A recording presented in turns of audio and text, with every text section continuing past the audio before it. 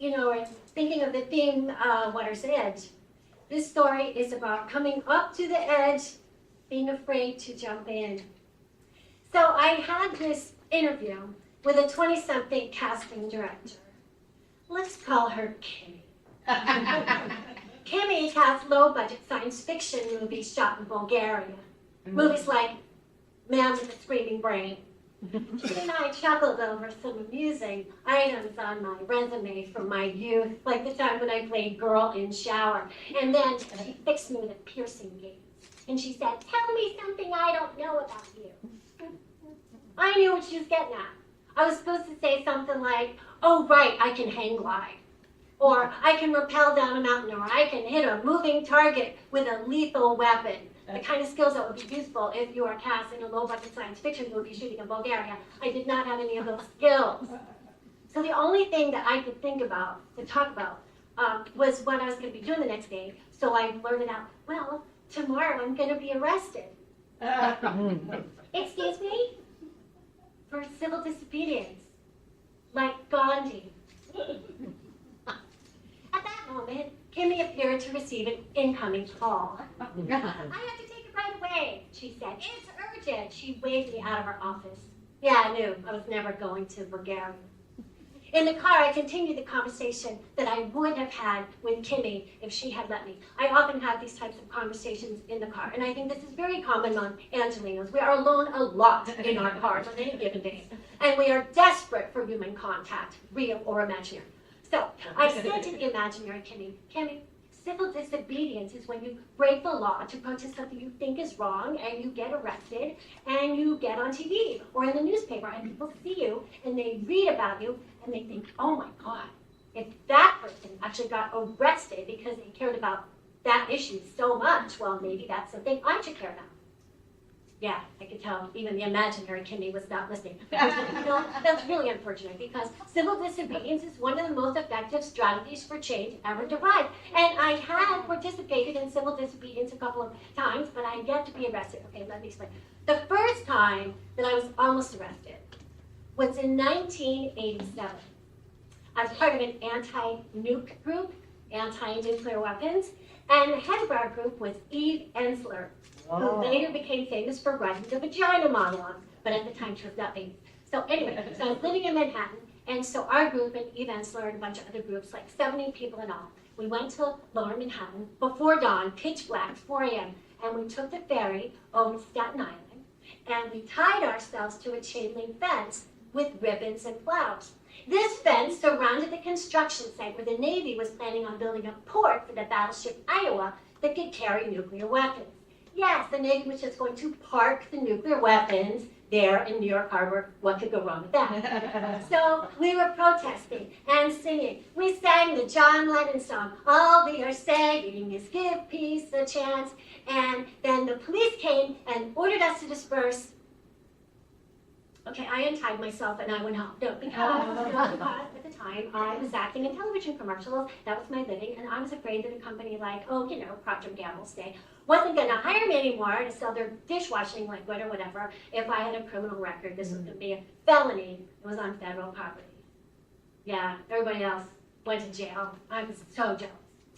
Okay, the second time I was almost arrested, I was in LA, 2012. I was part of an environmental group. We decided we're going to block the entrance to the federal building in downtown LA and demand that Congress pass legislation to fight global warming. It was very theatrical. I played the Grim Reaper of climate change, skeleton mask, black hood, black cape, cardboard sign. And everyone else played humanity in denial. So 10 people. So 10 people, humanity in denial. They sat on the sidewalk, blocking the entrance, chatting, laughing, ignoring me, the Grim Reaper of climate change. As I skulked around them, I smote each one of them with my scythe. They lay down dead on the sidewalk. I drew signs on them: famine, flood, disease. The police came, ordered us to disperse. I took off my costume and went home. Because, I could have called another mom, but my kid was in junior high, and I really needed to pick them up from school. I needed to help with the homework, and I needed to get them to play practice. And everybody else was arrested, and I was so jealous. Finally, April 2017. I was with this social justice group. And somebody called me on the phone. They said, we're going to have an action. We're going to block the driveway to the ICE detention center in downtown LA. This is going to be an act of sacred resistance. There's going to be a bunch of Muslim activists, a bunch of rabbis, priests, their allies, that would be you. And are you available on such a day? Would you be willing to be arrested? I said, yeah. I have wanted to be arrested for years. And now finally my kid's away at school and I'm no longer selling dishwashing liquid. Thank you. So they told me how to prepare. So on the big day, put on comfortable clothing, sneakers, jeans, sweatshirt. And I only took with me my Metro card and my driver's license. They said, don't bring anything else. No house key, no car key, don't come in the car. No money, no credit card, no phone.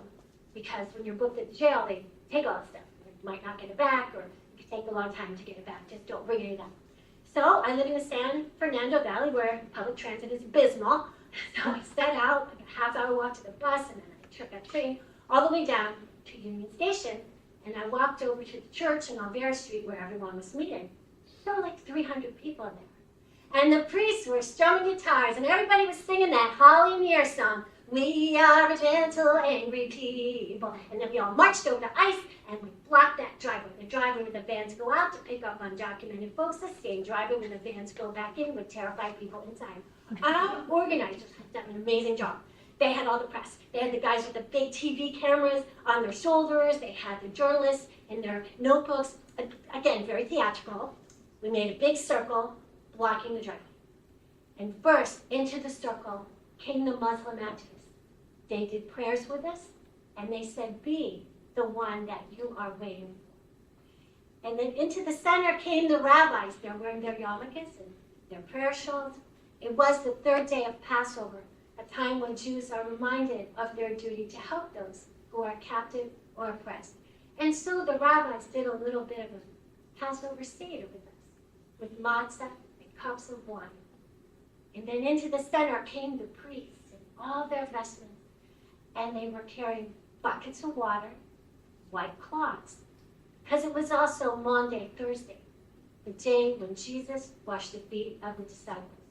So the priests washed the feet of folks who had lost people to deportation. And then one of the priests said very loudly, we are here to protest unfair deportation. That's our cue. So most people stepped back, but 35 of us who had agreed, we sat down in the circle, arms linked, facing out. And we began to sing together a song in Hebrew. Olam chesed yibaneh, na na na na na na na na. We must build this world from love. Police surrounded our circle, guns in their holsters at their waist at the right. I thought, this isn't a game. It's not some kind of competition. This is not about me at all. We're here as one to protest something that's fundamentally wrong, tearing apart our families, black people, shattering lives. One of the officers lifted a bullhorn. He said, I declare this to be an unlawful assembly.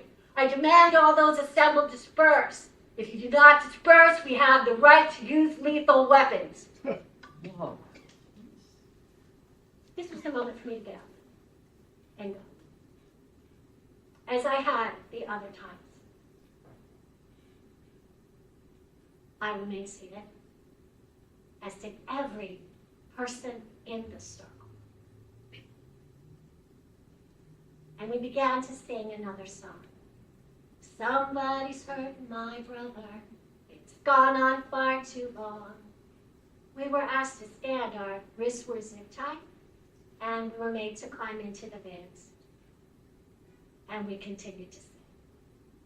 Somebody's hurt my sister. It's gone on far too long. Won't be silent anymore.